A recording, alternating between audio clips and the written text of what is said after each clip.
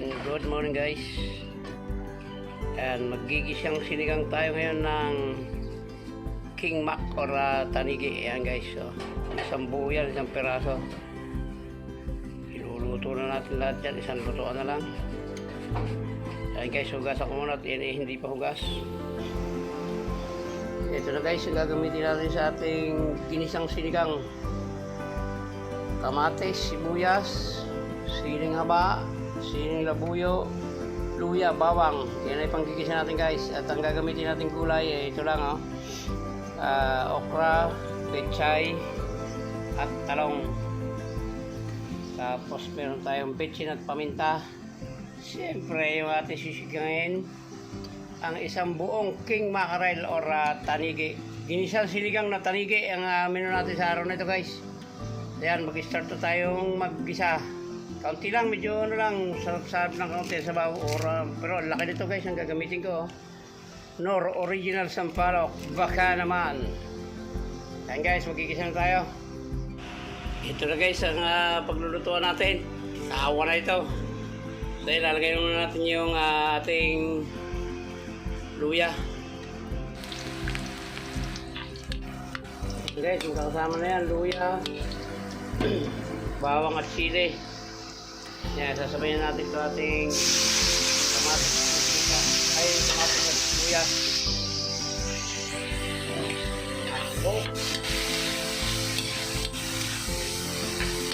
Igisa muna natin guys yung isda para hindi siya kasinong malansa. Pero ano yan, hindi naman masarap ng malansa. Kinikilaw nga yan, yun ang masarap dyan, kilawin. Kaso hindi na siya medyo hindi na sariwa. Masarap kilawin yung kaahon sa dagat, yung kung doon mo nahuli. Tulad ng mga katulad ng mga nahuhuli ng mga espiro natin. Yan guys, hinaan ko lang yan po at masusunog na. Lalagyan natin ang kanyan para mabilis matunaw. Ang patis, dato puti, baka naman baw. Yan guys, kaya lang muna natin yan ang paano siya malanat or madurog bago natin lagay yung isda. Yan guys, lalagay natin yung ating isda, yung ating tanigi. Yan, ito nyo naman kung gaano kalalaki ang gayat yan. Pag nakaisa ka dito, pwede ka na sa isang tabi. Yan. Tapos, tatakpan natin yan at pagka inabot na yung ibabaw, ay tsaka natin sasabawan guys. Yan. Pinakagatan ko na ng asin yan para hindi siya masyadong para hindi mabilasa. Yan guys, tatakpan na natin yan. Yan guys, kumulo na, lalagyan na natin ang sabaw yan para hindi madurog yung isda. Pagkasabaw natin, isasabay na natin yung ating talong at saka okra. Mamaya na yung pechay. Yan guys, may sabaw na yan. Lalagyan na natin ito ating okra. Unahin natin yung talong. Yan guys, yung ating talong nakalagay na. Ilalagay na rin natin ito ating okra para hindi madurog yung isda. Mamaya na natin lalagay yung yung pechay. Lagyan na natin ang pechay. Kakunti na yun, lagyan natin yan.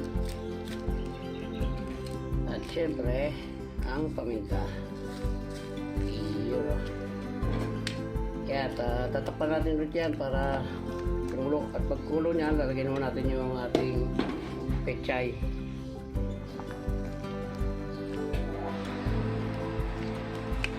Guys, kung na, lalagyan natin yung ating pechay para humabol na yan sa luto. Yan po sila yung pechay guys. Napakarami ng gulay ito. May iwan ko pala siya. Ayan. Maya konti, lalagyan na natin yung ano dyan. Yung ating original sampalok.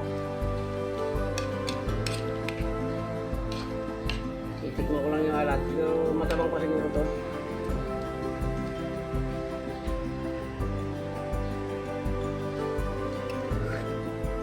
Matamang pa sa alat guys. Lalagyan natin ng konti lang kasi maalat din yung ano na yun. Yung sampalok na preserve. Asin, kaunti lang guys.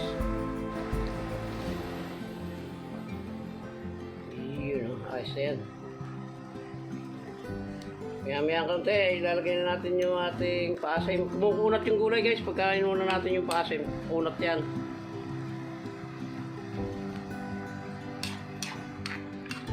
Madali lang naman lutuin itong tanigit. Ito na may kinakain nga ng hilaw. Kaya natin maluto ito ating mga talong bago lagay yung paasim para hindi kumunat yung gulay. Ginisang sinigang na tanigi guys. Tingnan nyo naman kung gaano karami. Para tayong hermano mayor.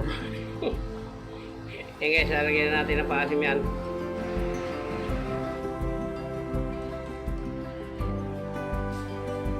Guys, ilalagay natin yung ating paasim. Ito yung pinakamalaki. Para maasim na maasim siya. Ayan. Lahat ko na. Wala na tayong tinira dyan. Ayan. Sarap to guys. Siguradong labas.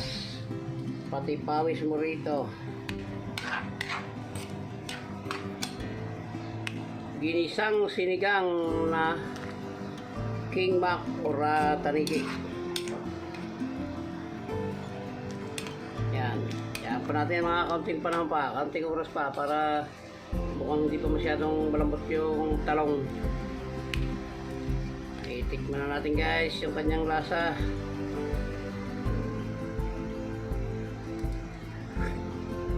Wow!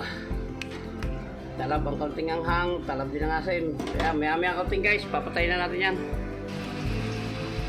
Ayun guys, sinikman ko na yan, okay na yan. Okay na, tamang-tama na yung asim niya, tama na yung alat na.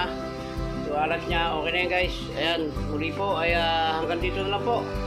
Itong ating vlog, muli po ay maraming salamat po sa inyong lahat. Sa lahat po nang umabot sa dulo ng vlog na ito ng pagluluto ng ginisang sinigang na tanigi or King Mac. Ayan, maraming salamat po at hanggang dito na lang po. Mabuhay kayo at mabuhay tayo lahat. Bye-bye na po. I love you all.